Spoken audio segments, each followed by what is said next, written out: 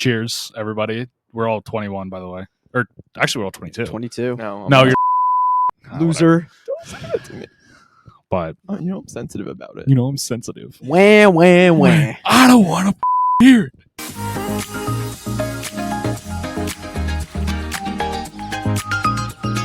Hello, everybody, and welcome to episode 25 of the Coconut Curry Podcast, the first episode we've ever filmed outside on this glorious day in Pittsburgh, PA. We take them while we can. Oh, I never thought I'd hear a glorious day in Pittsburgh, PA in my life. It is officially 69 degrees outside. Perfect. Nice. Lovely for the start time of the pod. Totally planned. On this episode, we're going to be giving our disgruntled moments of the week like we do every week. We're going to discuss some recent big NBA games, talk about Jason Kelce, the Philly legend, the King of South Philly, retiring, and break down the NFL free agency, which the franchise tag period just ended a couple hours ago. So we'll have a lot to talk about. But before we do that, we are the Coconut Curry Podcast, just three guys at college going to school at the University of Pittsburgh.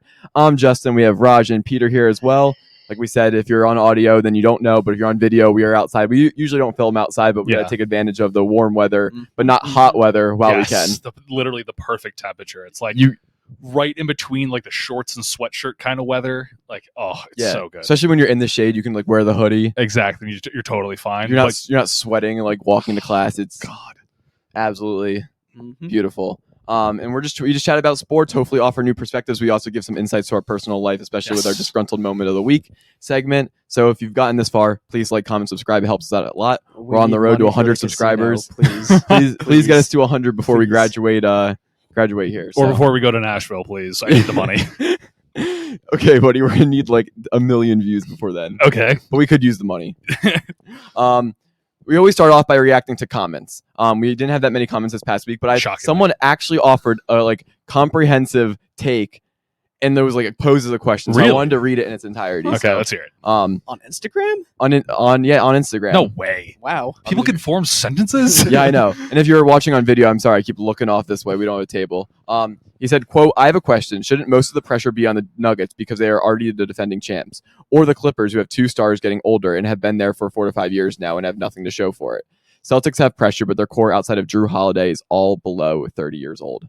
So that's a valid take. It's a valid take. Appreciate the "I have a question" portion of that. It was like very well spoken. Yeah. My first reaction when I saw this was only 13 teams in NFL and NBA history have ever gone back to back. The last team to do it was the 17-18 Warriors, and that was like 6 years ago. That was like a super team too. So and that was with KD, Steph, and something we've never seen before. Yeah. And then before that, it was the Heatles. Mm-hmm. So I would say there's not that much pressure on the Nuggets just because they would put themselves in a class of NBA teams that are up there all time. Like every team that goes back to back is some of the best teams ever. You think about both the Bulls teams, the Lakers in the early 2000s, the Miami Heat who won back to back, the Warriors. Like these are massive teams that have just ran the league for those time frames. So if the Nuggets do win, they get to put themselves in a class of all time greatness. Yeah, especially in a really like loaded NBA right now. But it really doesn't feel like they like. Obviously, they're defending champs, but it doesn't really feel like they have anything to lose at this point because, like, going back to back just is so unbelievably difficult. And, like, even the idea of, like, oh, yeah, well, if they don't go back to back, they're not good anymore. It's like, no, that's ridiculous. Like, if they make it a deep playoff run and then things just don't go their way, that just happens. Yeah, that's just sports. I think it's a bad look if they lose in the first round. Oh, absolutely. But I don't think anybody thinks they're losing in the first round. No. So unless they lose in the first round, I think they're fine. And then as it goes for the so I think the Nuggets have pressure, obviously, like any back-to-back team should, but they don't have pressure to win it all. The Clippers absolutely have a ton of pressure. We've talked about it a lot. They you said 2 aging stars on that. They have really 3, 4 if you want to count Russell Westbrook, who just fractured his hand. Oh I forgot he did. Yeah, so he just had surgery. He'll be back, but yeah, Clippers have James Harden, Paul George, and Kawhi, who are all on the tail end of their prime or not in their prime. So they have a lot of pressure. But I don't think any more than the Celtics, kind of as Peter's clip on Instagram suggested. Yes, the Celtics have a young core, but they've had this young core, quote unquote, which they're not really that young anymore. They have this young core for 4 or 5 years at this point, rotating in some new players. If they don't win this year with how weak the East has been, it's ridiculous, and how much they've been running. And we'll talk about them just annihilating the Warriors on national television the other day, but they're kicking the crap out of teams right now. And if they don't win it this year, it's like you have to make a radical change because you're never going to win it at all. Yeah, because like something isn't working. Yeah, and like I usually see it getting to the finals as the pinnacle. Like if you put yourself in that big game, then of course you want to win it. But I think there's also a testament to whatever happens in the finals happens. Mm-hmm. And so for the Celtics, I think they need to make the finals. They need to make the finals. With how weak the East is, yeah, they have a straight shot for it. I don't know. This isn't fair, but if the Clippers or the Nuggets made the finals, I would say they need to go win the whole thing. With their aging superstars, the Nuggets have already won a championship. Mm-hmm. It's not enough just to get to the finals. Yeah, and especially because the West is so loaded. With the Celtics, it's like they just need to get to the finals. I don't think they actually need to win the championship to consider the season a victory. They just need to get into the finals again and just get back to where they were. Yeah, and prove that they can handle an Eastern Conference but that they've been running away from. On the other side of that coin, though, it's like it's maybe they don't need to win the finals, but if they don't make the finals, it's a much worse look as opposed to the other teams. Like, oh, well, they should win it all, but it's not as big of a deal if they don't. Yeah, for sure. Yeah. What do you think, Raj? I mean, I think, the Celtics, with how weak the East is and how injured they are, if they don't make it to the finals with how well they've been performing in the regular season, they're going to be known as regular season merchants. That sounds familiar. Yeah, it's just going to be like this all the time. And, I mean, it'll be interesting to see. Usually we see this every year. They go to the finals. Steph happens. Andrew Wiggins happens. Oh, well. You reload and come back next season. You get taken to 7 by the Sixers who choked. Yeah. And then you go in and you're playing Jimmy Butler and the Heat, who for some reason is your biggest kryptonite every year. And then you lose to them. And it's just like, with how weak the East is and how strong the West is, you should be making the finals like consistently. Yeah. And at least if you're going to be losing to teams that can like compete with you, not to 7 seeds. Yeah. I mean, like the only team I could see maybe is like if they lose to the Bucks in 7 in the Eastern Conference Finals. Like, maybe you say it is what it is. Like that's a Damon Giannis team, but there's no other team in the East who you can even say. But whereas in the West, I go, okay, the Clippers, Nuggets, Timberwolves, Lakers, I'll still put them in that class. The Thunder are really good. The Phoenix Suns, obviously. The Kings have got. There's so many good teams. Whereas I feel like the Celtics are a class above the East right now. Maybe only second. Mm-hmm. Maybe only team in their tier is the Bucks. So 7 games ahead of the. What are they called? They're 8 games against the Bucks right now. Yeah, 8 games. I was updated to that. Yeah, so it's they're far and away. They've already clinched the playoffs. They could just lose. They could lose every game from here on out and still it doesn't matter. Clinch. So I mean, of course, a lot of teams have pressure on them this year to do good. That's how it is every year. There's a lot of teams that need to go win, but I think at the end of the day, the Celtics have the most just because at some point they had to actually start proving they could win a championship. And for guys like Jason Tatum and Jaylen Brown, this is like Jason Tatum wants to have an all-time type career, which he can be on pace for. He needs to get a ring. He's got to win a ring. Yeah. And if it doesn't work this season, there's going to be talks about blowing it up. Yeah. There will be. I think you could really see that like a Jaylen Brown trade. There were talks about it last season too, but then they paid that man an ungodly amount of money. Yeah, they reloaded. They reloaded last year, which I think was a decent call. But if you bring in Drew Holiday, Porzingis, Jaylen Brown, big contract, Jason Tatum again a year more into his prime. Yep. Derek White's really good, and you're just like, oh man, what else can we do to make this team better? Because at that point, the problem will be that you didn't have Nikola Jokic or Giannis Antetokounmpo, and you're not going to get them. Yeah. So that's what it becomes hard. That's why it's a star-driven game. Like if you when you can't have Jimmy Butler in the playoffs, like that's true. That type of guy, that's true. Like, you need to have that player to carry you. I guess you just need Michael Jordan's son. I guess so. All right, that was reacting to comments. Just one comment, but a really coherent stand. Shockingly. Yeah. Don't get many of those. But it's our favorite segment of the week. Yes. Disgruntled moment of the week. Disgruntled meaning dissatisfied or angry. We discuss things in our lives, things in sports that make us or others disgruntled or angry. Raj, I'll start with you. What is your winner for disgruntled moment of the week? Myself, because of Pittsburgh driving. No one knows Please how to tell drive. me your car didn't. No, nothing happened to it. Just no one knows how Christ. to drive in this city. I don't understand. There's a thing called Pittsburgh left. If you're going to do a Pittsburgh left, at least make sure a car isn't coming at you. So for those that don't know, Pittsburgh left is where you're both waiting across each other at a stoplight. And then instead of letting the other person go straight as you would normally, you just whip the left as fast as you can and cut the person off. Yep. Pray to God. And just pray to God they don't hit you. Number 2, when you're driving in a city, turn signals are a valuable asset to you so you don't cause accidents behind you. Don't just whip from lane to lane to avoid getting caught in traffic. especially when I'm gunning it 40 in the other lane. I feel this so much because I jaywalk. Like it's Yeah, not, of course. it's my fault. But when cars are like have the decision to take a right onto a main road, and I'm debating if I can jaywalk or not, I often won't because I'm like, oh, this car could go straight and then I'll die. Yeah. And then they'll hit the right, and I'm like, put your blinker on. Yeah, put your blinker on. Like that's you, what I need you to have see. them for a reason. Like But then they turn the blinker on, hit you with a fake out, and just go straight. Yeah. it's really when they hit you with the blinker, like as they're making the turn, and you're like, that it's too late. Yeah. Like you just don't put the blinker on. Don't even use it at that point. Yep. Like don't pretend like you're using it. Mhm. Or people will wait at a light and they're like, no, the blinker sound gets on my nerves too much, so they won't put the blinker on. And then once the light turns like They green, just hit it. they'll turn it on, and I'm then like, go. Like there's no point. Like just please use your turn signals when you're driving, especially in a city. If you're like on a bigger road that's like less crowded, sure, whatever. that's a Raj take. Please use your turn signal at all times. Please use your turn signals and follow all safety Whether you're in the guidelines. middle of farmland, Kentucky, or in Or- New York City, please use your turn Please. signals. Yes, use that's what I meant. all turn signals and follow all safety laws. I meant if it was a very empty road, no one's near you. It's No, okay. No, this no. is the this is not. Even if you're taking a right under your in your driveway. Let it be known that the thoughts and opinions of the members of the Coconut Curry podcast do not represent the company as a whole, and mainly it's this guy. and mainly it's him. I always use my turn signal, guys. It's okay. Mhm. There we go. Yeah, that's what I thought. 3, a white Dodge Challenger trying to race me today.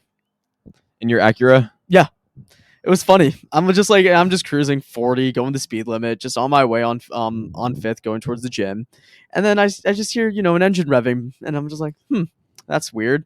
I look to my right in my mirror, and there I see a white Dodge Challenger just gunning it for no reason at 12 p.m. There was no need. I don't know why. And then he pulls up right next to me, looks at me, and then just starts, kind of matching my speed, starts revving his engine a little bit, and then guns it even more. And I'm like, okay. What was the point did of the that? car pop at all? Any like popping? Oh, Yeah. 100%. Yeah. And I'm I just can't like, stand that. It's yeah. I think it's so obnoxious. Oh. there my was God. no need to do all that. And like, what, you want to race me in my 2016 Acura RDX? Be my guest. I will Yeah. not race you. Because Big Dog over here can only race non-race cars because his car sucks ass. I think it's so funny when people want to race on the road or just like the popping of the engines. I just don't. Oh my God. I don't get car culture at all, and the need to care about like how your car sounds and looks. And everything Sounds like I that. don't get. Sounds well, like sounds I get to an extent where it's like if it like the engine legitimately sounds good while driving it, I understand.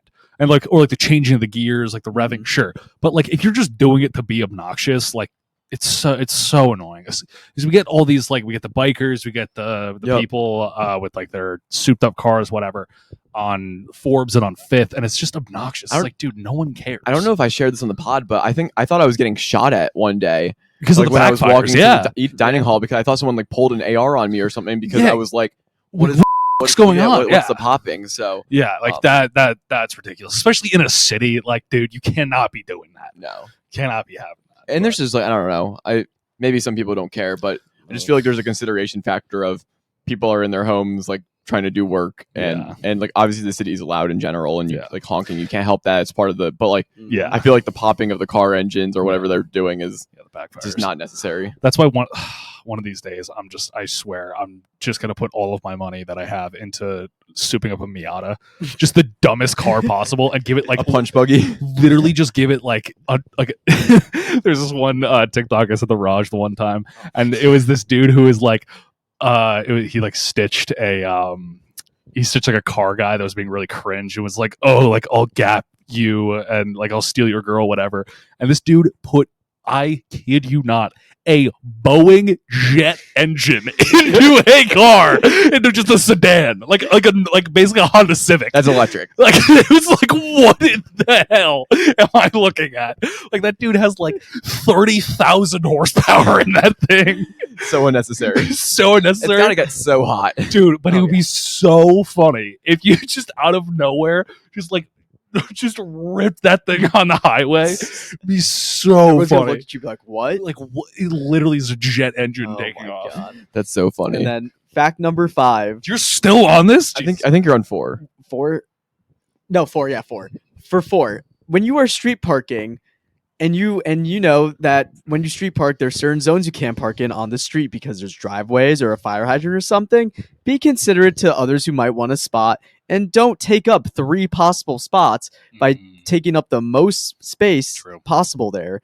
It's annoying, and I hate circling around having to try to find another spot because it's a further walk for me. Well, granted, you do just not walk anywhere. Yeah, if there's there's a lot of things we can say about Raj in the podcast, but one for certain is that kid hates walking. This man hates walking. He won't walk anywhere. No. Too much cardio.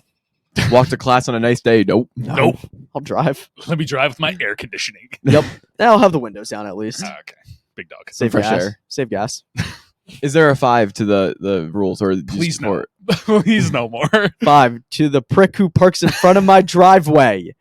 Please park a little further back so that every time I make a turn, I don't have to think about hitting the fire hydrant every time or your car. The address is Please no. We're not doing that again. The address is 9930. It sounds like Skillman Ave. Skillman Ave. That's actually real. That's the street's real. I don't know about the number. It sounds like, what is it? Is it 300 Penn Avenue or something? yeah. That's the White House. It sounds like 600 Grant Street, Pittsburgh, Pennsylvania. Yeah. What's that? UPMC headquarters. Oh. All right. All right. You or me next.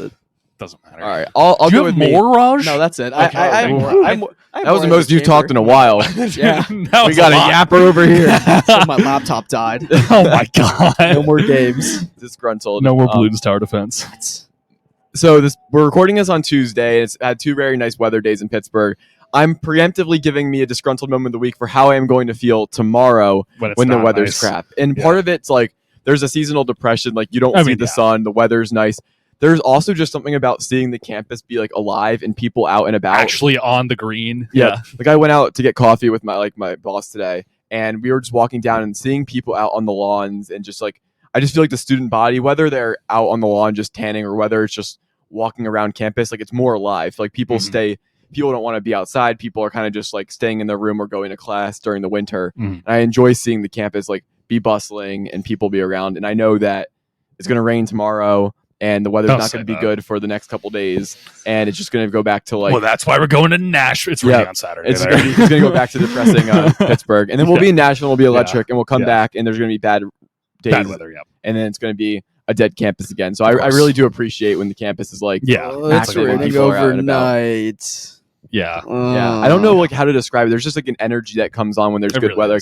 Everybody's outside. It's like, oh, you want to like throw a football outside? You want to play spike ball? You want to do It's just really, really nice. Yeah, it looks like a college, and it's very like it looks like a college. Like, I don't know if anyone's seen this show Zoe 101, but it's like it looks like that. It's a boarding school, like and then they go to high school there. But because it's California, the weather's always nice in the show, and then it's like you think that's how college is going to be, but you don't account for the fact that in most areas of the country the weather is bad in the winter and you don't go outside, and so it's like Pittsburgh is gray, cloudy, kind of depressing during the winter. Everybody's inside. It's like, oh, you gotta slog through just walking to class in the snow and the cold, and then you finally get some nice weather days, and I'm like, yes, finally.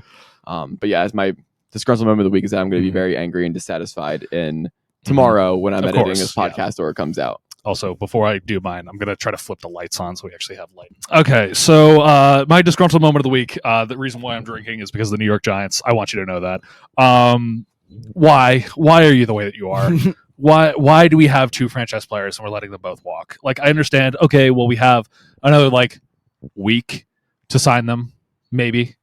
They're not signing. I was going to say you're not. They're not signing with the Giants because Saquon Barkley is going to go to the Houston Texans. That's pretty obvious at this point.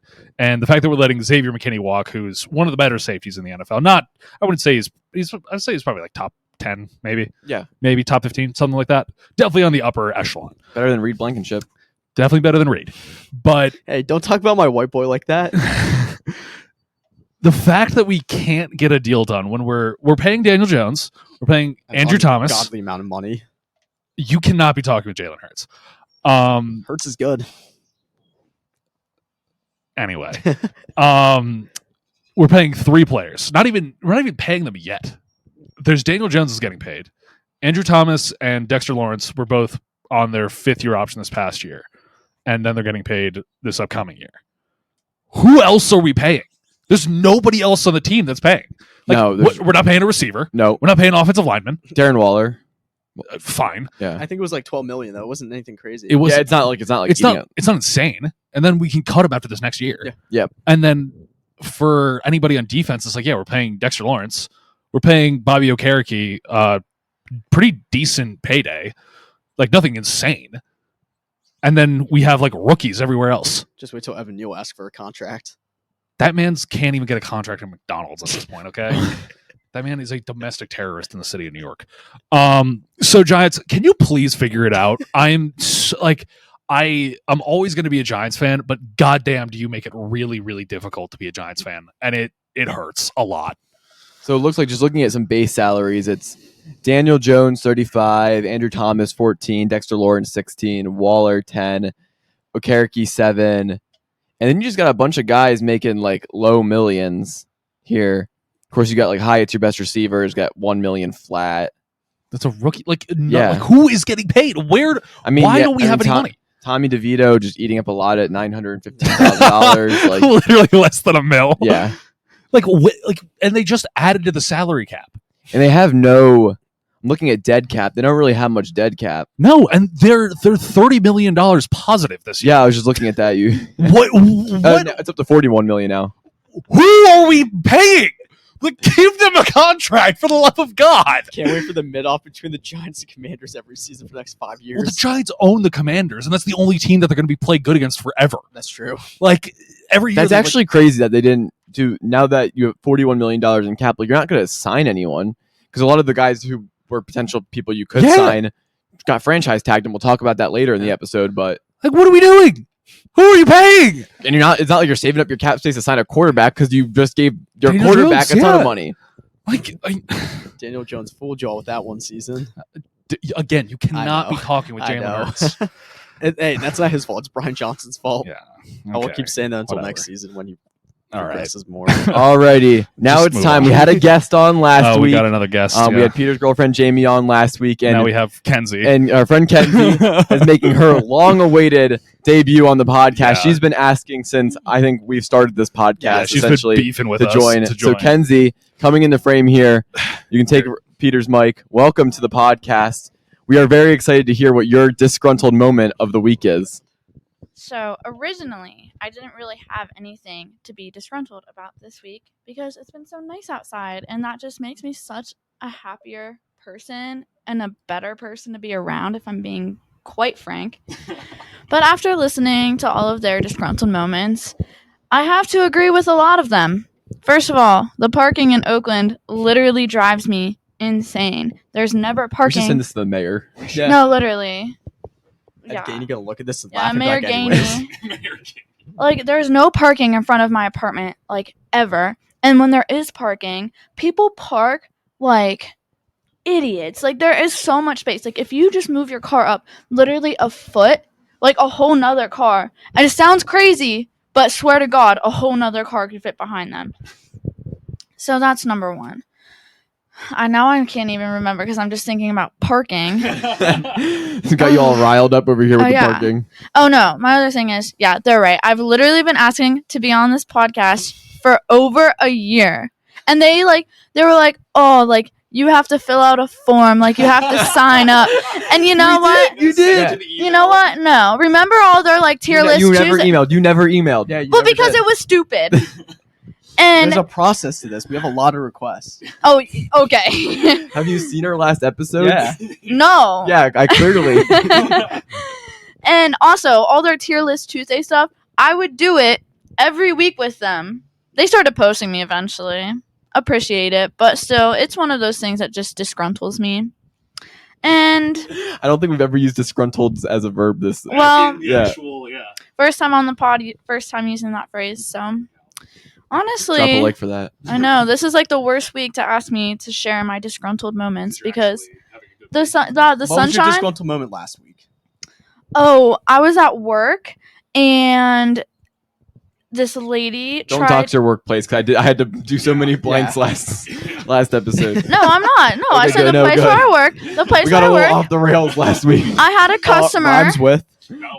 I had a customer get mad at me because I started talking to her the same way that she was talking to me, and she got a little disgruntled. And then she was going on and on about how she got a gold medal in the Olympics for gymnastics Wow. and for wrestling. And I'm just sitting there. Wrestling. And wrestling. Wow, dual sport athlete. I know. And I'm just sitting there. I'm like, wow, that's really great. Congratulations. So proud of you. Like, oh my gosh, that's so great. And then she's like, well, so catch me outside. How about that? Like, unironically. Like, she literally said that unironically. And I was like, oh, okay. Like, actually, you can leave now. Like, bye. I won't be catching you outside. No, I was like, please leave me alone. And the rest of my customers that are sitting at the bar are like, what just happened? Like, what is wrong with that lady? I was like, I honestly don't know. I don't know. I just work here, honestly. And then that night I ended up having to stay until 2:30 in the morning, and I had to get up at 7 a.m. the next day for work. Wow, rally. It was terrible. I ended up leaving work early, and I slept for 5 hours. So it ended up okay. You're preparing for Nashville. Yeah. I'm more inclined to rally for Nashville than I am from work. So I just want to get you on the record. A great disgruntled moment of the week. Thank you. Long awaited and well worth it. I agree. Thank you. Have you gone I do have to ask though A little bit. I do have to ask on the podcast because we talked to Jamie last week about it. Thoughts on the cutoff flannels that we will be wearing in Nashville? Oh my god. I've honestly been against this from the very beginning. Oh, but is there a butt in there? But it's very funny. It's very funny. And I just draw the line. Like, they can dress up in it and they can take a picture in it, but they are not going out like that. And if they do, I am not associated with anybody wearing It's like a the cutoff casino flannel. The casino and the cutoff flannels. Wow. I'm scared that the cutoff Wow. flannels are gonna give them this like weird sort of confidence and then try to like fight people in Nashville because that is a real thing that might happen. I think there's 4 of us on the trip who could use a little bit of confidence. Oh no! Like, I'm not saying it's like a bad kind of confidence. Like, Bad kind of confidence. like you think that you can fight people, and the people in Nashville, like if you meet the locals in Nashville, like I feel like they're gonna kick your butt. Like, but you know what? Like, I'll videotape it. And I'll laugh at it. So I guess like whatever works. But like I'm just not associated. I think if there was cowboy boots, cutoff flannels, jean shorts, and a cowboy hat, that might be a little too much. See, I'm not much better though because I literally have that whole outfit besides the cutoff flannel. So when we it's do tourist it, it's a behavior. problem. Yeah. When you do it, it's not. Yeah. They won't let me wear cutoff flannels, but it'll be a great picture. Yeah. Great picture opportunity. Great time to wear it in the casino when we're out. Dak that in Prescott. the casino. I should get the Dak Prescott haircut. Please. No. You're not. No. No.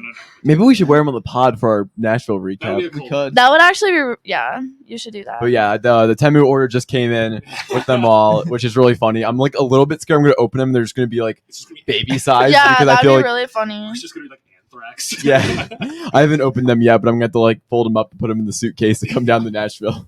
Chelsea starts a new pandemic because he opens a box and some disease comes out of it.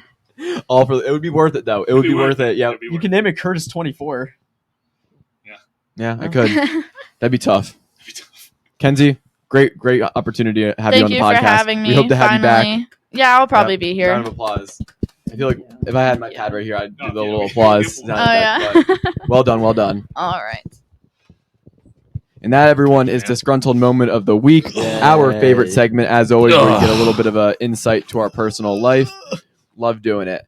But let's move on to sports and talk about the NBA. There's been a lot of crazy storylines recently. Yep. A lot of weird games, of course. It's a little different than football. It's like a whole week between the recordings. But we're going to go over some big games and what this kind of means for the standings. Starting with, shockingly, the San Antonio Spurs beating the Oklahoma City Thunder. That was nuts. And I put this on the list because this was the opportunity to see Victor Wembanyama Versus and Chet Chet. Holmgren on TV. And Victor was doing some nasty things on that court. Dogging him. Yeah. Absolutely dogging him. There's this play where he hits a step back 3-point shot and then comes down and just whacks the ball right back to Chet's Dude. face. Oh my god. That block in the open court was so unbelievably disrespectful. Like I can't even. It was like looking at Victor Wembanyama, he literally looks like in 2K when you just max out all of the sliders and they just don't even look like real people anymore. But he's a real human being, and it's hard to wrap my head around. He's not fair. Like it's so unfair. He saw the Chet comparisons and said, "I took that personally. I'm gonna show you why he's nowhere close to me." Yeah, I think it's funny because people have given him all the flowers since he's been a prospect like 2 years ago, and it almost feels like it's dramatic and overkill to praise what he is and what he is in this league, but he has just been fantastic, and more so than just being a good basketball player, he's been so fun to watch and has really provided like a lot of life to the league that not that was needed, but that's really much appreciated, especially with the rookie class. You feel like every year the draft class kind of gets weaker. Like I feel like people do less scouting. The international players are more wild cards. People don't go to college as much. So you never really know, like the Thompson brothers, people weren't really like, didn't know them that well coming into the draft. Even this year, like you don't really hear much other guys from the draft class. Like Brandon Miller's been super quiet. Scoot Henderson has been super quiet. But at the top of it, you get Victor, who's just been super fun. In his last 10 games, Victor is averaging 23 points, 10 rebounds, 5 assists, 5 blocks, 2 steals on 50% from the field, 43% from 3, and 85% from the free throw line. Oh my God. He's been very good. Does he have the fives across the board stat average yet? He doesn't have the box yet. Yeah, he doesn't But have the box yet. if there was going to be a player that could do it, it would be him. Yeah. And for those that don't know, it's like scoring or having 5 in each of the like statistical categories in basketball, like points, rebounds, assists, blocks, steals. Yeah, it's ridiculous. He's totally live for Defensive Player of the Year. I don't think he gets it just because his team is so bad. It's hard to win awards. This is the problem. He's going to come in with Rookie of the Year, where he's been better than Holmgren, but like you need to like Holmgren's could have the 1 seed in the West, and Victor's team is down at the bottom seed. For that though is like even as like San Antonio knowing it's like okay, look, we're not good. It's fine, but seeing how bright of a star he is and like knowing like okay, well, we have a good draft pick this upcoming year, and then so they can at least build depth on their team. And also, not to mention, for any other like pretty decent players that are on kind of middling teams that like aren't really going to go anywhere, if you're going to push for a trade, don't you want to play with that guy? Yeah, no. Like, are you kidding me? I think like when you think of like, actually, this would be a good example. If the Celtics really feel like they need to mix something up, and you kind of think of a trade where the Spurs got cap space, maybe there's a third team involved. You send some picks over, like a high pick in this draft. You do some player navigating, and you get Jaylen Brown's big old contract with Victor, and you start to go, okay, that's like a guard center comparison, or just anybody who's interested in signing a big contract. Yeah, Trae Young's a great example. Yeah. Like that would be the craziest difference between height and between your 2-star players. Oh yeah. But I mean, he'll throw assists to him. Yeah. He won't be like, what's the dude with the bleached hair on the Spurs that literally refuses? Shozan. Yes, Shoan, yeah. That dude literally has it out for Victor. He doesn't want him to win Rookie of the Year. I don't know what his deal is. He refuses to throw the ball to him. It's really funny too because he played on a Virginia basketball team in college that was just very like fundamental and he like just all assist heavy. Yeah, he just won't pass it. For the San Antonio Spurs. But yeah, it's absolutely a great point. Like guys want to go play there. Yeah. Obviously, now the interesting thing is, since we last talked, the Spurs have won 2 games in the last week, and they're I know, and that's crazy. And they're 3-7 in the last 10. They're on a 2-game winning streak. And the only reason I mention that is because they could actually cost themselves some draft stock here. Obviously, we expect Victor. Obviously, we expect the Wizards to be the worst team in the league. Again, F the Wizards. Check out our episode from 2 weeks ago. Dropped 30 the other day. Cool. Yeah, they lost. And so now they're only 4 games back of Portland. And if they kind of pick up some momentum at the end of the year, which I expect they will, they're a young team. They'll probably get better throughout the year. They pick off some teams, maybe resting guys as they head into the playoffs. I'm like, if you end up falling into like the 4th, 5th lottery odds, you could actually hurt yourself a little bit here. And I don't know much about the draft class. We'll do a little bit more investigation there. Once but that comes closer. Yeah, but there is a point where Victor next year should be able to be a playoff type of basketball player. So almost it's like, do you trade that pick and try to like do something where you get a player? Like, this is gonna sound dumb, but like if the Pelicans don't have a good year, it's like, oh, would they appreciate a new draft pick? Just swap out Ingram or Zion for a high pick and sending Zion there. Oh my god. Dude, that front court would be ridiculous. That's an opposite end of another spectrum at that point. You'd have the thickest man and the skinniest man in the my NBA God. on either side. Yeah. You just a power forward and a center. Are you kidding me? Hey, I'd watch. That would be them together. Like, who would guard them? Like, how? It's in matchup nightmare. LeBron. Because they just like throw the ball up top to each other. Yep. And then, like, Zion just jumps straight up. Zion just jumps straight up and then just like throws elbows and breaks people's ribs. Yeah. Well, that's if Zion's healthy. Yeah, that's true. Yeah. But Wemby's been super fun. Yeah. It's been great. And just watching that Thunder game was just a pure example of just the crazy stuff he can do. Yeah. Because even though they're the 1 seed, like, you never know what can happen. You never know what can happen. And just to see a 7'5", 7'6" guy, or whatever he is, just doing step back threes. Step back threes, handles, like, Yep. assists. He's kind of like blocks, Karl Anthony Towns, but like with taller and better. exponentially more Yeah. potential. Yeah. So if you take Karl Anthony Towns, you say that's the baseline for a center who can really stretch the floor. And it's like Victor is better at everything Yeah. at a younger age. Yeah. It's like if you literally took Karl Anthony Towns and like in the like Photoshop tool, instead of like expanding him with like the diagonal that like proportionally stretches him, they just stretch him vertically. Yeah, vertically, so yeah. it just gets skinnier as he goes up. That's so funny. If you are watching on video, we do apologize. It gets getting a little bit more dark out here, Yeah. but you can just like go to audio or just imagine what we look like. Yeah. I don't know. You know, what we you'll look still like. be able to see us for a little bit, but did want to point that out. It's kind of cool though. A little transition from light to dark. I am missing the sun though. Raj, this is some campfire. You look like you're about to tell a ghost story. For folks on audio, Raj just put a phone flashlight. You want to hear something Here's a spooky story. I'll Brett Favre's tax returns.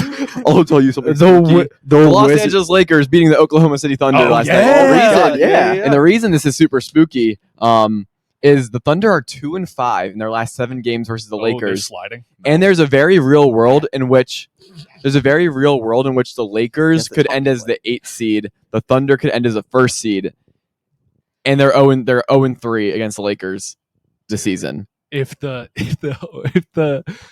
dude, okay, wait, hang on a sec. Playoff LeBron.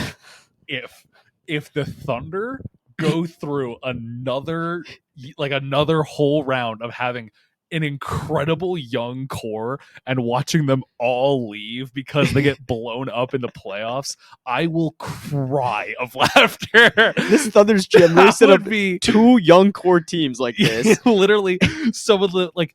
Because what they had, Harden, Durant, and Westbrook. Yep. Probably one of the best young cores. And there's ever. guys, Serge Ibaka was on that team, Kendrick Serge Ibaka. Perkins. God. Yeah. So then you have SGA, Chet, Josh Giddey. unfortunately Josh Giddey, Jalen Williams, like, Lou Dort. like if they go through this again, where they have all these young stars and they just keep choking in the playoffs. Good Lord, that I feel so bad for that city. And they've got such a great future, and I don't want to take anything away from them. It's very impressive where they're at right let now. me be very clear. I think it'll be really funny. I hope that doesn't happen because I don't like all of the players on that team. There's one specifically I don't like very much. He beat the allegations. But whatever. But a lot of those guys on the team are very likable young guys, so like it's hard not to root for them. Yeah. But I just see, like, after these last couple games with the Lakers, I just see the possibility where if the Lakers get the 7 seed, they get the 2 seed, or they get the 1 seed, Lakers get the 8 seed, and they are in the first round, and everybody is going to pick the Lakers over the Thunder, and you're going to. No, I think no. Don't be fooled. This is regular season D'Angelo Russell. Just wait for playoff D'Angelo Russell. Yeah, but this is regular season LeBron at age 39. Like, that is true. Look, I still think the money would be on OKC, but I think the second that the Lakers go up, if they go up 1-0, immediately the script flips. Immediately. Yeah, and Oklahoma would be like, they would have to sweep them. Yeah, and that would be a crowd that I think Oklahoma City has a passionate fan base, but Absolutely. It's not like Boston. Like, I think there would be a lot of Lakers fans in that crowd. Oh yeah, Lakers fans travel. Yeah. They might be front runners and bandwagoners, but they travel. A really random stat in that game: Spencer Dinwiddie plus 31 while he was on the court coming off the bench. And Spencer Dinwiddie's been a great addition to the Lakers since he's been there. But I was watching the game and looked at box score. I was like, plus 31. Who did the Nets get for him? Or who did they released him? They just released him? Yeah. Oh my god, that's our dumpster fire. Yeah, they just released players, so that was an interesting game. Thunder have lost three straight games versus the Lakers. Big deal. But I did want to talk a little bit about the Lakers' upcoming schedule because they have a really big test here. They just Okay. played. They just played the Clippers. They came back from behind. They lost the game in the middle, and then they beat the Thunder. Their next games are Kings, Bucks, Timberwolves, Kings, Warriors, Atlanta Hawks, 76ers, Pacers, Bucks. Oh, so they got a gauntlet coming up. They have a gauntlet coming up. A lot of them Sixers. will be in the Hawks. the next couple games will be in California at home, and it's a Okay. good stretch there. But this is going to be a test for the Lakers that I think is going to kind of define how they can do in the postseason here. They currently sit as a 9th seed. They are currently a half a game up on the Lakers, a game back from the Mavericks, a game and a half back from the Kings, 2 games back from the Suns. There is a realistic world in which they could get to that 6th seed, but it's more likely than not to be in the play-in game. The question is, are they a 7 seed playing the 8 seed, or are they going to be 9, 10 having to go through that gauntlet? Because remember, 9 and 10 are going to play each other for an opportunity to be in that 7, 8, that range to get the 8th seed. So it is very interesting to see that. So if people don't know how play-in works, 7, 8 play each other, winner gets the 7 seed. Yep. Then 9, 10 play each other, winner plays the loser of 7, 8, and then they get the 8th seed. So the Lakers would have to win 2 consecutive games to get into the 8th seed, which they would have to play the 1 seed and go on the road. Whereas if they can get into that 7, they have 2 opportunities to win. And if they get to the 6th seed, they can just go ahead and play. But what's also interesting is the top of the West is very stacked, but imagine you are the Lakers, you get all this work to get to the 6th seed, and you run into the 3-seeded Denver Nuggets in the first round. Ooh. Yeah. That ain't good. So a lot of interesting angles to go from there. But for the Lakers, a big stretch coming up here where they can get a lot of wins, I think increase their confidence going into the playoffs a lot. But also, what if they just start losing a bunch of games? Yeah. That would be so brutal. And it's like, Bro. ooh, and now you're going to have a 10 seed with like clearly can't beat the best teams in the league. But they've been playing a lot better as of late. But so has those bottom tier teams. The Warriors. Oh, Jesus. Oh. The motion Yeah, the activated motion light turned activated on. light. Just- It's the eye of Sauron. There we go. But yeah, Warriors have been playing great. Mavericks not so great, and the Kings have been okay. So we'll see where that goes there. But I did want to talk about Sunday, March 3rd basketball because the NBA was low-key cracked on this day. So I'm just going to go through some results. First off, we started with the 76ers beating the Mavericks without Joel Embiid, and there was a big comeback. Tyrese Maxey was out for part of the game, injured. Tobias Harris carries the team. That's on to me, victory. Tobias. That's on me, big dog. You're worth 5 crumble cookies. That's on me. And the reason I wanted to mention it was just because, first of all, they were up big and they almost choked in the fourth quarter. That was But bad. the Mavericks are fighting for almost every game at this point to just not be in the play-in game slot, and the 76ers are just fighting to stay out of the play-in without Joel Embiid. And for them to pick up a huge win on the road like that Yeah, it was is huge. absolutely massive, and something that we've talked about it before, that these games are going to matter a lot when we think about playoff seeding. And this is a game where I feel like the Mavericks could be in the play-in game, Yep. and the Sixers could avoid the play-in game. We're going to be, hey, this game right here changed that a lot. Exactly. Second game, the Celtics went on national TV on Sunday Pantsed. and pantsed the Golden State Jaylen Warriors. Brown went off. Yeah, he had a left hand, unfortunately. I know. That was bad. The Celtics were up 22 points after the first quarter, 44 points at halftime, and then continued to build that lead to 55 at the end of the third quarter. And then they still only lost the fourth quarter by 1 point. Jeez. I mean, that was an absolute destruction. Yeah, Mhm. that really was. And that was just an interesting thing to put more pressure on the Celtics because it was an ABC game, I believe, on Yeah, Sunday. Yeah. And It was prime everybody just watched the Celtics destroy time. Yeah. the Warriors. And all I can think is the pressure is mounting for the Celtics, where it's everyone Sorry, car drove Oh. by. everyone is mounting this pressure on the Celtics. And I'm like, oh, now are we going to see an opportunity Yep. where people fade off? But Raj, I love the dedication with the Yeah. holding it. My hand's going to get tired. I need Yeah, this your- light to your turn off hand's gonna soon. get numb. Clippers and T-Wolves played. That's a big game for seeding out west. Of course, Timberwolves trying to hold on to the 1 seed. Clippers still in that range for 4, 5, 6. And the Clippers came out by a 1-point win. I don't have a lot to say about the game, but it just it's a good game. A playoff matchup that would be really fun. Yeah. A low-scoring defensive affair there, but something where, again, just the one games matter a lot.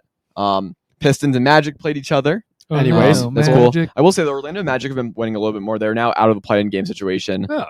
Could be an interesting team where if you see the Knicks kind of fall off a little bit and the Sixers fall off because of their injuries, then suddenly they kind of come in and get the 5 seed and replace that. Yes. So, Hornets and Raptors, we don't need to talk about Anyways. that. We don't need to talk about that. Knicks and Cavs, and the reason this is as big as Jalen Brunson. For a minute, it looked like it was all over. Oh yeah. Yeah, that was bad. I was ready to put my fist through a wall because that would be the most New York sports moment ever. The dream was over before it even started. Yeah, and I Yeah. literally think it's about to rain right now. Yeah. But the sports gods are hearing me talk about Jalen Brunson, and they got mad. But it was almost really bad there. But I guess it was just a bruise there on his knee, Yeah. so nothing too bad. Just a contusion. He'll probably be back soon. But I was just, when I heard that happen, I was like, that's the last thing. I hate the Knicks, but that was just like the last thing that they could have 'Cause, used because OG, There you go, bud. and Julius Randle are both injured right now. Yeah. And to think that you lose Jalen Brunson, who's kind of become Mr. New York at this point. He really has. He's really embraced the city. Everyone loves him. Oh yeah. And for him to go down, I would have just been like, that is the worst thing that could have happened. Mhm. Like, you need him just to keep your team alive. Oh yeah. But even without Brunson, they get the win against the Cavs, which Yeah. is, again, another indictment on the Cavs just because they can't beat teams over 500. Mhm. And Frauds. for the Knicks, that's a huge game to keep them in the standings right Yeah. there. I mean, they were like, when we talk about the East, because of the injuries that have gone on, the Knicks currently lead the Sixers by a half of a game. The Sixers lead the Magic by half a game. Like, It's close. yeah, these teams are really fighting to stay out of the 7, 8, 9, 10 range, literally 7 and 8 range. And every game is going to matter. And for this Knicks, you're trying to, like, there's more hope about your players coming back soon. OG started to ramp up on-court activities and stuff like that. So really big win for them to hold into that standings. And now they're still only 3.5 games out of the Cavs, where if you start slipping more, you could get in that spot. It's a huge game just to gain ground on the Cavs. Yeah. And Cavs slowly falling out of that spot where they might find themselves fighting for 4, 5, 6 sooner rather than later. And then Pacers Spurs played each other, and this was the game they won 2 in a row for the Spurs, and just another like Solid bad win. loss by the Pacers. Yeah. And for the Spurs, it's like you're losing draft position, but It's good for the culture. yeah, and Victor's 31, 12, and 6 Jesus in that game. Oh my God. TJ McConnell led all scorers, 26 points for the Pacers, which Wow. shout out TJ McConnell. Was Howie injured or something? Don't know, honestly. Don't know. Don't really care. And that last game that Sunday was the Thunder and Suns playing each other. Thunder get the win. Devin Booker doesn't play. But just, again, another sort of game where this is a potential playoff matchup here, like 6-3 seeds, as well as just like a very fun series, Kevin Durant there, and you kind of see what it looks like there. The Thunder had this, they're so young.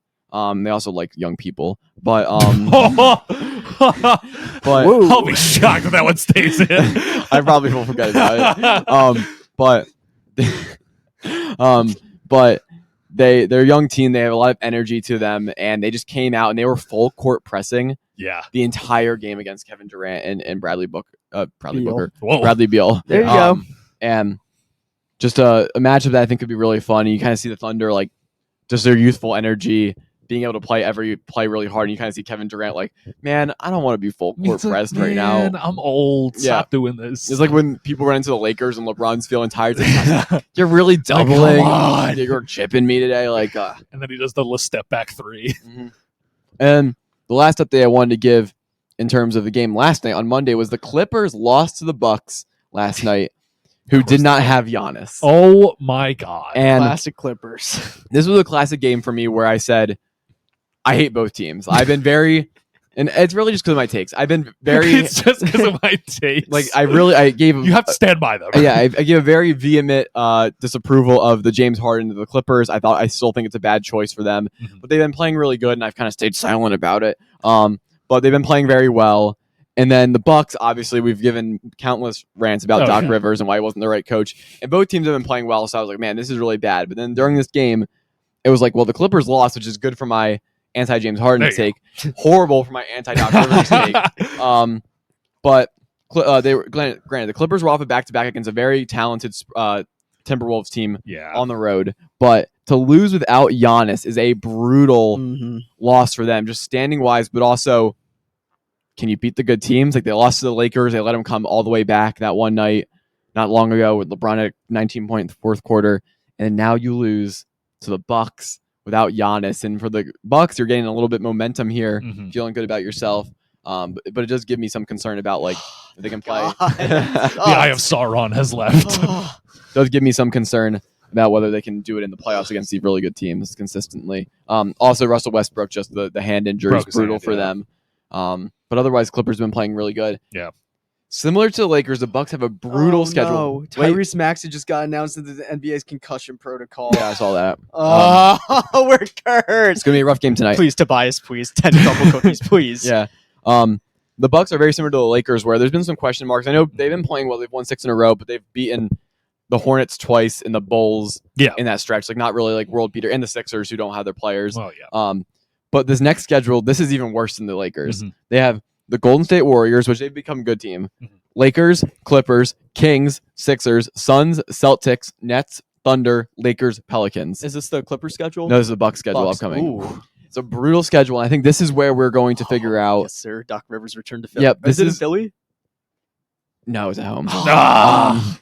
This is, I think, where we're going to figure out if the Bucks Are legit after or the not? All-Star Yeah. break and with Mhm. Doc Rivers as a coach are legit or not. Can they keep this 2 seed and stay strong during this break, or are they going to turn into pumpkins against some of the better teams in the league, right? Like, when you have the Warriors, which are a professional team, Andrew Wiggins back in the facility. I don't know if it'll be good for that game tomorrow on Wednesday.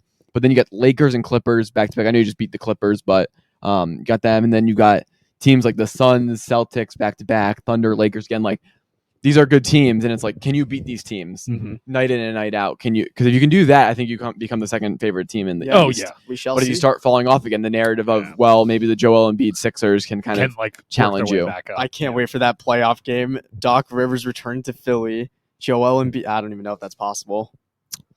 It I would- mean, it could be. The Sixers It, easily could, have it, the it wouldn't 6th happen seed. like first It- yeah, round, it but it depends could on happen seeding. like yeah, for sure. It could easily happen. Like Oh, in the I second just or want to third. see that narrative. Please, Please, NBA script, please. Start cooking.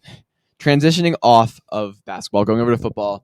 Unfortunately, for Raj and I feel like for the league as a whole, For the league as a whole, Jason I'm so Kelce sad. announced Yeah. his retirement yesterday, Monday, March Mhm. 4th, in a very non-shockingly emotional press Yes. conference. Good lord. I know Peter texted our group chat. Yeah, because I saw I follow a couple of different accounts that usually can get like the tweets out faster than normal accounts, and I saw like, oh, Jason Kelce retires, and then it said like via announcement video, and then like, oh, so then like I do Jason Kelce retirement video on YouTube. I'm like, oh, like nothing's like happened yet, and then I see Jason Kelce like walking out. I'm like, oh, this is alive. Like he's like about to start, and he walks up and he just goes, I don't know how long this is going to be, and starts bawling. Yup. And I'm like, oh, this is going to be rough. This is going to be a rough one.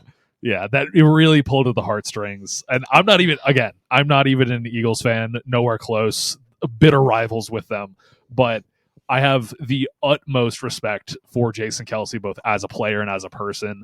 And I think that not only was his career amazing, I think his career going forward, whatever that might be, is going to be incredible. And he's like just such a great role model for like both young men and even young women that are watching, just like to how to be, because he himself understands he's not a perfect human being, but that's what makes him him. Yeah. Yeah. I think So a lot of players wear their heart on the sleeves by being aggressive, and it's like, oh, he's got like Travis actually, like Travis he's does a lot. aggressive, Yeah. he's very fiery. Jason Kelce wears his emotion on his sleeve by like caring so much about Just so the people much. he plays with. And this isn't saying Travis doesn't care, and this isn't saying that Jason definitely hasn't gotten a little bit fiery at times, but they do wear their hearts in their sleeves differently. Do we want to move inside? I don't know. We can. I think we'll be fine. All right, let's rip No it. problem with some warm For rain. anybody that doesn't know, it's about to start raining where we are because this is Pittsburgh, and the second we start talking about having nice weather, Yep. it immediately As changes. long as the and wind doesn't start- blow the rain at us. All I think right. we'll be Yeah. fine. We're gonna try. All If right. you got a really hard cut at any point, Yeah, if you get a you'll know real what happened. drastic cut and then us soaked, you know why. If you hear a loud lightning strike, you know what happened. We made it like 56 minutes recording before Yeah. before we got derailed. Yeah. But Anyway, he made wearing his heart on his sleeve in an emotional Yeah. way cool, and I will really appreciate it from that. and also just bringing attention to like offensive Yeah. linemen in general, Yeah. which are just the most unsung heroes, but the truly like the lifeblood of what makes football Yeah. because it's the most selfless position in any sport. Because your job is literally to hit somebody else, so that way somebody else can get the glory. Yeah, Like, there's not a more selfless position out there. yeah. No, Like, it's incredible. and I think of guys like Creed Humphrey, Frank Ragnow, Yep. Tyler Linderbaum, who Yeah. plays for the Ravens. Yep. Whitworth. Wait, We're talking about Well, centers he or was, just well, linemen? I'm he was talking saying about centers, centers. but then even Centers, okay. linemen in Yeah, general yeah. too. You had like Andrew Whitworth, you had Joe Thomas before Mhm. him. Yep. Like you have guys currently like Trent Williams, Yep. Lane Johnson, like These guys who've just gained yeah. popularity because he's made playing offensive line cool. Yeah. And singing. And yeah, that's and I always damn it, the Eye of Sauron's back. appreciate that. Oh, God damn it. I think about Jason, especially as an Eagles fan, being a part of so many. He started retelling some of the stuff he's been through as the Eagles. He's really been through it all. It started out with Andy Reid as his head coach, moved over, won a Super Bowl with Nick Foles at quarterback, Doug Peterson. He was nearly cut at one point. Yeah, they flipped the entire roster around for the Yeah. Super Bowl that they went to last year, Mhm. or I guess 2 years ago at this point. Yeah. And has a whole different head coach. And to Yeah. think about how many iterations of this team he's been with. Yeah. He has a and- different hairstyle for every iteration. Yeah. And it's been really an awesome opportunity, and through that he's started his podcast with his brother. Yeah. Becomes one of the most famous athletes in the United In States. the world. Or, I guess in the United States. yeah. Not the world. But and of course there's like documentary, the Kelce documentary. Oh my god, yeah. His relationship with Kylie, his 3 Yeah. kids, like everything about him's just been a pro. And to see him Mhm. retire is a shame. But I also know that whatever, he's not going away from football. No, No, he's at all. not. He'll still be Commentating, maybe he might be an Yeah, assistant coach for the Eagles at some commentating, point. coaching, doing his podcast. I personally, what I want him to do is do kind of like a John Madden thing, where he just like goes around to like every single fan base and like goes to their tailgates and like just like has fun with them, because I He think that would would definitely be do that. awesome. Yeah, I think a lot of people would watch that. Mhm. So, Roger, any other thoughts on Jason Kelce retiring? Sad day in Philadelphia. I mean, you guys said it all. I mean, I think the best thing I saw was on Philly Barstool, where you see a family bring a keg for him. Yep. And they pull their kid out of school. Yep. And like that's just the effect like some players have on cities, like especially Philadelphia. Like they're diehard fans in Philly, and they will do anything, and it's generational too. Like you see kids being pulled out of school, going to the NovaCare complex, parents like calling off of work just to send Jason Kelce off. Like Yeah. he's huge in the city, and you know what, Juergens, you got a big role to fill, Oh buddy. Jesus! Do not. Christ. Do not let him down. Oh my god. Yeah, I was that what you said reminded me of Kylie had said something about like epitomizing like love in Philadelphia. There's always this talk about like Philly as a whole, like being It's like a tough city. It's a tough city, Yeah, like yeah. politically, like crime and stuff like that. But Yeah. also like Just in sports general, fans. yeah. Sports fans are very passionate there. They cause a little bit of havoc, do things they probably shouldn't do. Throw eggs at Cowboys Um, fans. But when you embrace the city and when you perform for the city, they truly love you. And for an athlete like Jason Kelce, everybody in that city loves him. I don't think like there's very few athletes that truly embody their city more than Jason Kelce does. Like when you think of like Philadelphia, you think of like hard-nosed grit, little bit of an edge to him, and just like goes to work. I mean, how many he broke the record for most consecutive snaps or most consecutive starts for an Eagles player. He had like an ungodly amount of surgeries like in those off seasons, but never missed a game. Like he was exactly the right fit for Philly. And you know, there's obviously some players that like, you know, you get icons, like you get like a Derek Jeter, you get like a Jason Kelce. I'm trying to think of like other, I mean, probably a Michael Jordan in Chicago too. Yeah, for sure. Even he had like a bit of that like edge to him. Like you get like these there's a lot fewer athletes that really do stay in that one city and represent it. Like Dame represented Portland for a hot for minute. so long until they needed to go their separate ways. But like, And we think about it in terms of in football, it really feels like it's a quarterback a lot because they have all the control for the most part as they get paid. I mean, and even, it's a center. It's Center, a center, which people yeah. sometimes consider center the least valuable position Yeah. on the offensive line to be good at. And Jason Kelce did that. And I just think about like him moving out, like leading run block and just pancaking Oh my guys. God, and because he revolutionized the center position. He Yeah. made it athletic. yeah, Like obviously there were centers before him that were athletic. I don't want to claim like he completely changed it. they're a mailman. But he like really set a precedent for how athletic linemen can impact like a run game, a pass game, a screen game. Like his impact on the game, both on the field and off, cannot be understated. No more tush push. Yeah, it is a sad day, like you said. Yeah. Cam Juergens has a big role to fill. Yeah, he does. But they drafted him for this reason. It'll be curious to see. But it's a sad day in Philadelphia. Yeah. It'll be a sad upcoming season. I hope he continues to stay involved in the organization. But it's a I think he's going to take Stoutland's role when Stoutland retires. Yeah, Might work maybe. up to I can see O-line it. coach. Yeah, it is just like It's surreal. it's like to see him not be on the field after Yeah. like pretty much having him on the team the entire time watching sports Yeah. will be weird. But it's like it's just such a well-deserved retirement. Yeah. After the year, especially like with all the injuries he's been Oh, yeah. facing every year, and see how happy he was cheering on Travis Oh my God. during the Super Yeah. Bowl run and everything like that. It's like I just hope he has a good retirement Yes. and can enjoy his time with his kids. Absolutely. So Please pull up Brady and come back. Please. Congrats. Please. Jason, you're okay. Stay retired. Please. congratulations on it. Congratulations Awesome career.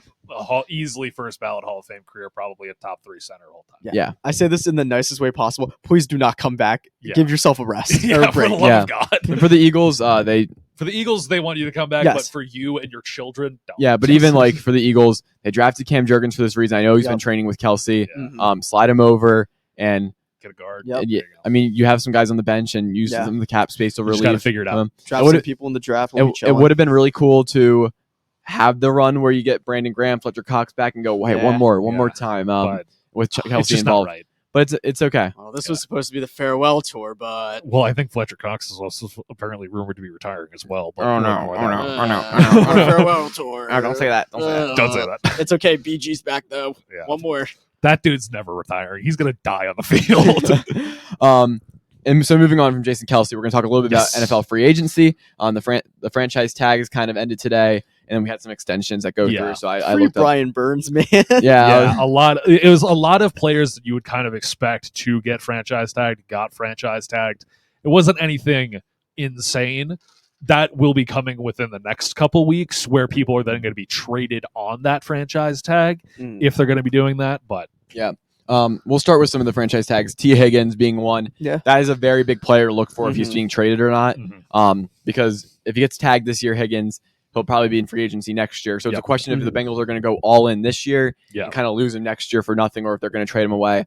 I, for one, think they should take a play out of the Chiefs book a little bit trade and get him. rid of him. Yeah, they should trade him. And Like, not saying he isn't great for Cincy, but that for what they're trying to do, I don't think they're ready to make a Super Bowl run again. No. yeah, and I think they could be, but even then, to say that you're going to go all in cap wise when you Yeah. got the Chiefs still at the top of their power, I think it's a little bit bold Mm. because it kind of feels like you're all or nothing on this year. Yeah. But that was I was honestly a franchise tag I didn't necessarily expect because I thought they would have just let him walk. I don't know what those trade. Well, you sign and trade him, kind Yeah. of thing. So Yeah. So we'll see where that goes. Let him cook. Justin Adebuke, defensive tackle for the the Ravens, Yep. solid franchise tag. They're going to need to extend him eventually. But yeah, Is they'll- Patrick Queen still going to be there then? Yeah. Uh-oh. Yeah. Well, I mean, as much as Ravens fans would love to tell you, Patrick Queen is a solid run-stopping linebacker. He is not one of the best linebackers in the league. I don't know what they're smoking. If Patrick Queen was smart, he would try to stick with the Ravens because, I mean, that's going to be his best shot at anything is going to be over there, even though how loaded the AFC is, unless the 49ers are hiring. But I don't think they They're would be. always hiring. They're always hiring defense. But I mean, Patrick Queen should stay there. I could see like kind of another team trying to pick him up as like a run stopper. Mhm. The Eagles. Bengals. I mean, We need like, linebackers, I mean, please. well, you need send help. and a safety and a defensive back. you need linebackers that can play both the run and the pass. You're I right. know, but we'll take one. We don't have Well, any That's who fair. can play any. That's fair. That's fair. Don't worry. There you go. Zach Cunningham, trash.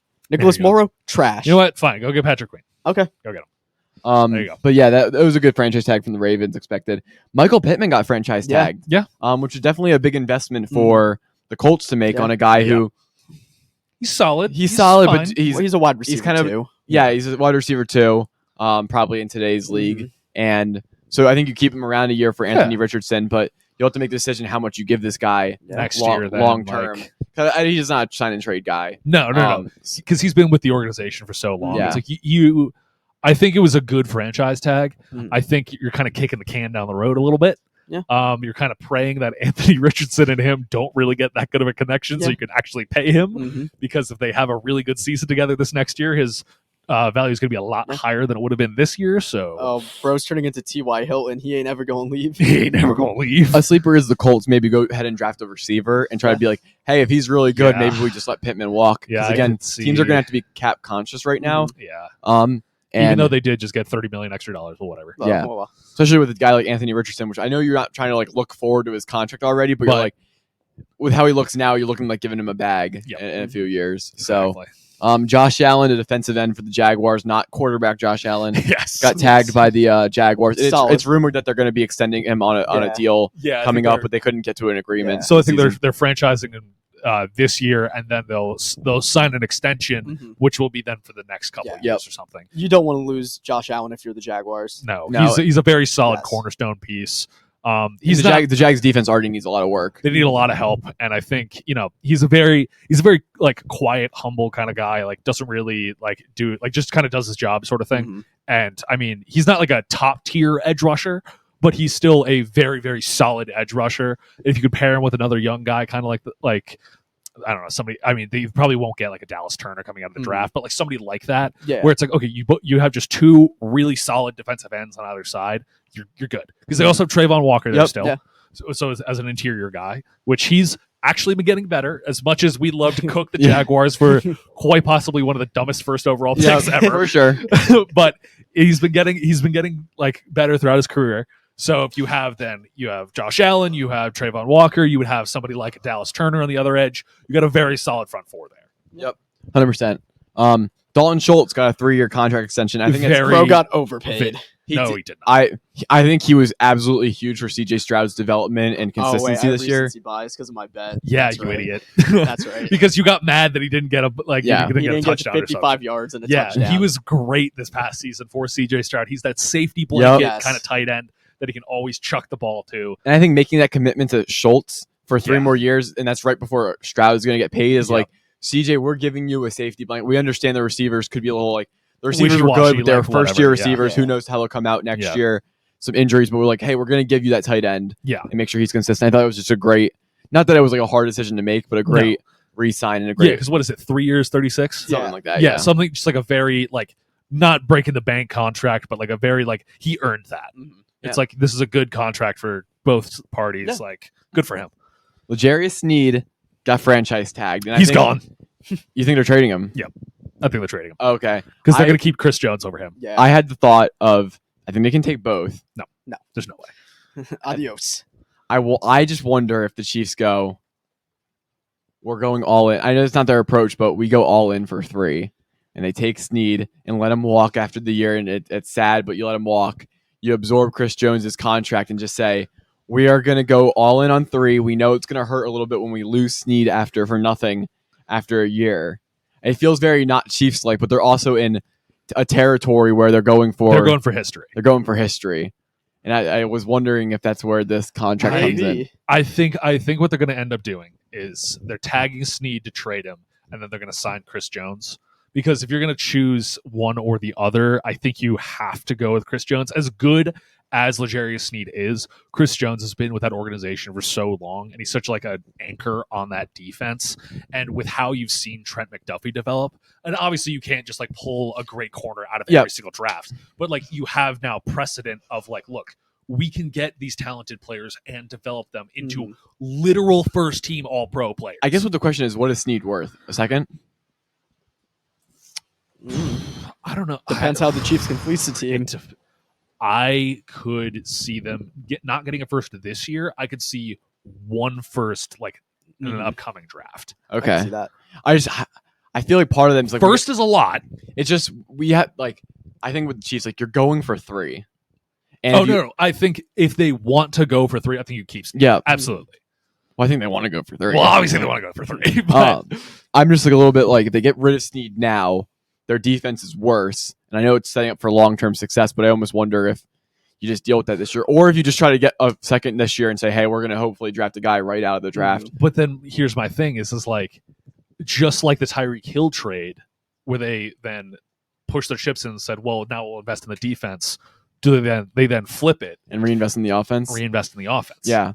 It's an interesting point. And there was Stephon Diggs is going to the Chiefs. and I would say a Don't lot say that. of receivers in that in the combine. This is a combine talk now. We're really in the weeds. Oh boy. Jesus. Performed really well. The guys like Xavier Worthy, who ran at all time speed in the 40. This is something that if they could get an early second round pick for someone like Sneed, where you say, all right, you got Somebody's late first, fallen, yeah. late first, early second, Yeah. draft a defender, draft an offensive guy. Hey, we're gonna reload a little bit. Yeah. But I do think there's a slight chance that they bring Sneed back and just say, we're getting 3. Screw it, we're going for 3. Yeah. Because the one thing is that I think both Chris Jones and Snead want to get paid big, which they deserve to be. Yep. But I don't know how they do that. Yep. But if they figure it out, it's scripted and the league is screwed. Yep. So, The Chiefs also signed Matt Araiza, who was a punter for New Mexico, right? punter for New Mexico Yep. that was drafted by the Bills. Yep. Cut. Then was cut after allegations, a lot of horrific allegations were thrown which his he way. beat. That they didn't beat. That were all proven to be untrue. Yeah. It wasn't just like, oh, well, it was settled out of court. It was proven to be untrue. He wasn't even at the party that they were alleged to be There at. was like a whole. We won't get into Yeah. it on this podcast because it's insane. If you Too want much to look it up, legal mumbo jumbo. well, not even just that, just how awful It's- the yeah, accusations were. But can't say if you want to look it up, you can look it up. But Readers beware.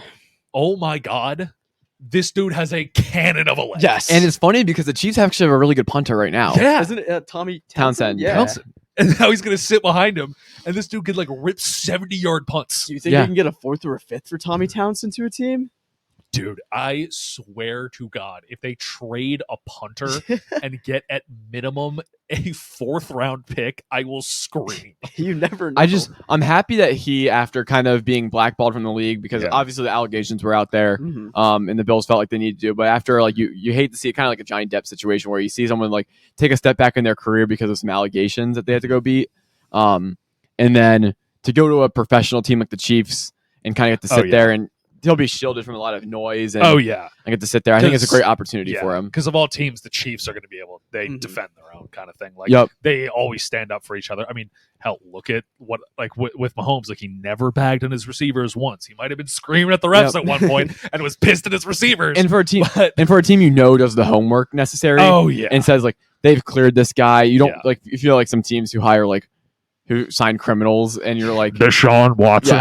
yeah, like the Brown, like you go to Brown's like, oh gosh, here we You shall go. not be named. Cowboys. Yeah, all of them. But with the Chiefs, you're like, okay, you got a right culture around them. Because I mean, hell, look at somebody like Travis Kelce, who had a lot of extracurricular stuff, a lot of question marks about his character Mhm. coming in, and Andy Reid was like, "Listen, you're gonna listen to me, or you're off this team." So Yep. if anybody's gonna keep somebody on the straight and narrow, it's the Chiefs. For sure. Mike Evans, huge contract Yes. extension with the Yes, Bucks. 2 years. Yeah, he's not going to the Chiefs. Thank God. I question if this is really a good move for the Bucks. I don't know if it's a good move for the Bucks because I think love Mike Evans, great player. Mike Evans, why are we not ring chasing? I know you've been in Tampa your whole career, and I know you said, "Oh, well, I want to be with a quarterback that shows like how good I am and whatever." Mhm. Tampa's going to be solid. They're gonna win probably the NFC South again. They're winning their division. It's still like they barely won it last year. It's like you're hoping to win the Well, the division. Saints haven't done anything crazy right I- now. I know- who no, knows, but the maybe Falcons I was are just gonna be about to say better. Falcons, Maybe. Yeah. Everyone's going to be better. The Panthers are terrible, but Yeah. whatever. Yeah, but the Panthers are probably going to be better than they were last year. I don't know. Baker's Hopefully. looking good. Who knows? Maybe they'll just run back the South for what, the 5th year in a row? Yeah, I just think for a franchise, if your move is just to run back the AFC South, you're going to get first rounded. Yes. And you're going to lose the Lions and lose the It's like, what's the point? and lose the 49ers. And yeah, It's like, what are you building? Yep. And It's I like- think for the Yeah. like, I wish they could just trade him because I think Mike Evans deserves a chance to play on a great team. Mhm. And I think You could easily get a first for him. yeah, too. and I think Like, the Bucks deserve. What about the Chiefs? Well, Just Evans isn't traded ring for him. chasing because he has one. So now he's just like, I don't know what's going through his head. Maybe he just wants to finish his career out in Tampa. Which is valid. No, and listen, there's a lot of perks, right? No cold weather. Yeah. Probably likes it down there. No state Probably income has state tax. income his tax. house and family's down there now Yeah, too. Yep. Like, So there's a lot of reasons to stay. I get Yeah. the and also loyalty just the and all. loyalty to the Mhm. team. Like they drafted you, And I get it, for a but while. for the Bucks, I feel like this is where you got to make a hard decision and say You got to invest. we're trading or we're just going to let you walk if we need to because we need to look forward to like at our future. They need to rebuild. Yeah. Like I know that they've got a lot of young talent, but they need more. Yep. They need Agreed. more young I mean, talent. Evans is reaching the tail end of his career. Yeah. He's getting older. Maybe this is like, one last stint with them, one last contract. I think type this situation. I think after this he'll probably after these last 2 seasons, I think he'll probably retire. Yeah. Hopefully he doesn't do what Julio doesn't just hop from team to team. Yeah. Hey, he's been great for the Eagles. He caught 2 touchdowns, right? Yeah. Yeah, and then we'll throw him a screen on 3rd and 20 and have Devontae Smith block for him. Smart. All right, And then Devontae Smith right. breaks all of his ribs, and then Yep. Julio gets Yeah. curb stomped. Can't believe Like we really, Kalijah Cansey we coming really had to across the repeat field. the old playoff game where Devontae Smith was really wide receiver 1 and we lost to the Bucks. Antoine Winfield gets tagged. Just it was a guy that I didn't think was realistic, but I was like, God, to I the think Eagles. Yeah, like, I was like, God, please. Please. Great Oh my tag for the God. Bucks again. Yeah. Kind of tough Yeah. because you don't really feel like where they're going. But Antoine Winfield's been such a good player since he's entered the league. He's another anchor on the defense. Like, Yeah. he's got to stay. You're not going to get rid of him. Brian Burns gets tagged. Free my Free my Free dog. him. Let him out. I saw this and I was like, poor Brian Burns. Get him out. He is so good at his position, and he is just in He's- forever purgatory. I mean, we're talking So about him, but he's solid. overlooked in every like defensive end conversation because he's like in the worst franchise. Because you put him on any decent defense, and he's so much better. I know. Brian Burns, if I were you, hold out. Just hold out, dude. Just hold That's out. the only way you're I'm escaping. hoping the Giants. team trades him. Yeah. Like, Like, if you're the Panthers and you're rebuilding Does to it- build around Bryce Young, Okay, trade him for picks. does this sound overkill if I was like, the Eagles trade Reddick Okay. and then trade their 22nd for Burns and extend him or something That's like a that? lot. That's a lot. That's a lot. It's a lot for him. That's a lot. Hassan Reddick's an all-pro, and he's been very solid Well, for okay. us. He was not an all-pro. He was a Pro Bowler. Let's make that very He clear. was an all-pro this year? Not No, this year. not this Okay, he year. was. Not He, even close. my bad. He was an all-pro. There we go. There we go. Yeah, he was not even close to an Never all-pro mind. this year. Came out there without a better year than he was Fair not close. Well, that's because of Sean Desai's defense, but we're not going That's to get another into that. Exactly. I'm But just trying to figure out ways that you can navigate getting Brian Burns off this terrible team. off this team. And I mean, hold a gun to the Panthers owner and say, "Release him, yeah, please." I mean, David Tepper's got to go. he's the next owner on the chopping block. I Yeah. think Yeah. he's going to get forced out. I think eventually because he's Panthers just a fall from terrible glory is organization. insane. You have that one season with Cam, and then just Yeah, MVP Cam, Just downfall. 15-1, and then just Peyton Manning broke y'all. Von Miller. Yeah, Oh, Von Miller yeah. did. Oh yeah, that was Von Miller. And the last franchise tag was Jalen Johnson, cornerback for the Bears. Yeah. He had a really good year, especially in the second very half. underrated. Yeah, very underrated year, and so I was happy to see him get tagged, get his money a little bit. Hopefully they can work towards a long-term extension because for a Bears team that hopefully is going to draft Caleb Williams and some other talent, Mhm. you hope that he's kind of a piece that kind of grows with the team as they maybe make the Exactly. first Yeah, playoff run. But Peter, we're going to talk about who wasn't tagged, Yeah, I know. who was not tagged. Both Saquon Barkley and Xavier McKinney were not tagged, which I want to be very clear. I think I know what the Giants are doing. I think. Because what actually happened last year is that the Giants franchise tagged Saquon almost immediately, and that kind of pissed him off because he wasn't even able to like test free agency and like see what his value at the market would be.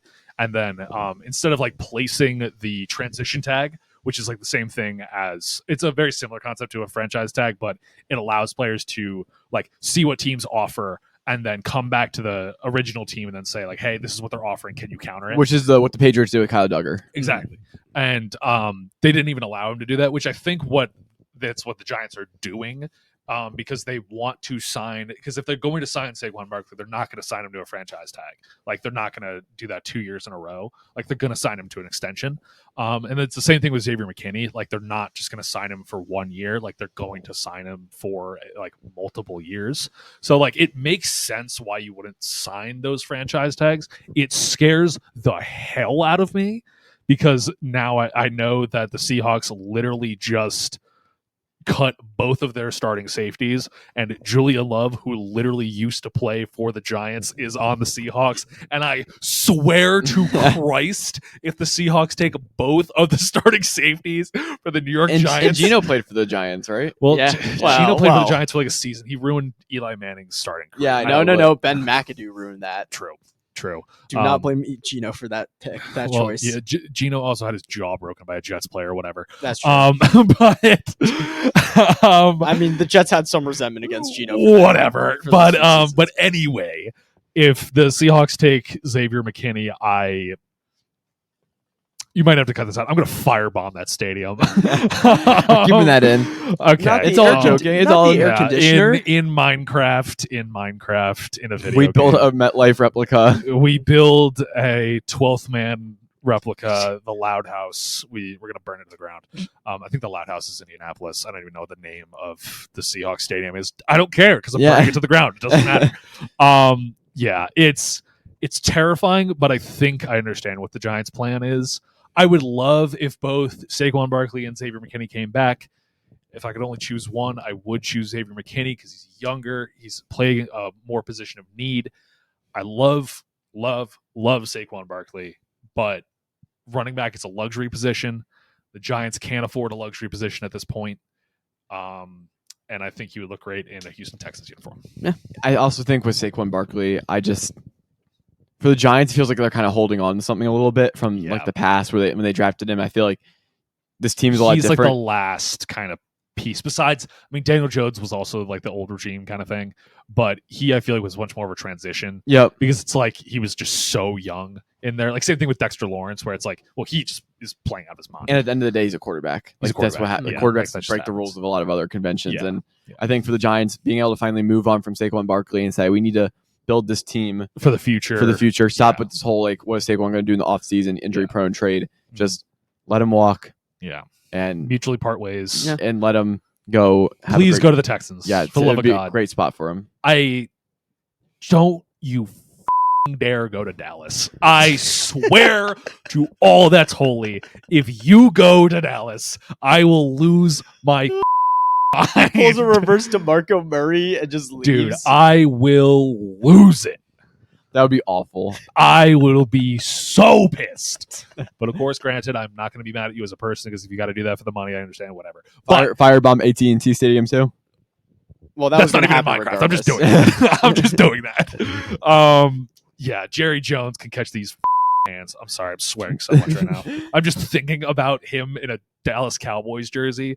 Makes me want to both projectile vomit and fist fight everybody on the Cowboys. I think we need to get Stephon Diggs, Trayvon Diggs, and Quandre Diggs all on the same team. How?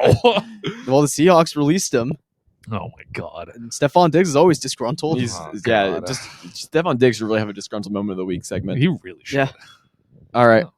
That's the podcast this week. Yeah. First outside episode. It rained for a little bit, but the rain went away. Yeah. So we made it. It's of course a little dark, but started when it was late. We got some mood light. Yeah, enjoying the warm weather until it rains all day tomorrow, of course. Again. And back to the rain. But lovely. There will be no podcast episode next week. We will be busy in Nashville. Busy. Yeah. Casino. Yeah. If you see a podcast episode next week, then something went horribly wrong. Please, for the love of God, start DMing us and tell us to take it down Yeah. because, oh God, I don't even want to know what's on there. But we'll have a very exciting episode the following week when we recap the entire trip, talk about what we did. Maybe I might come back with money. Maybe I won't. And then hopefully we can cut out some segments maybe Raj will come back or not. Yeah.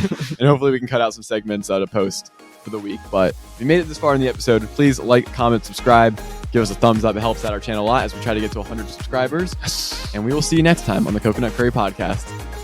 Cam Jurgens will be a Hall of Famer. Xavier McKinney, please.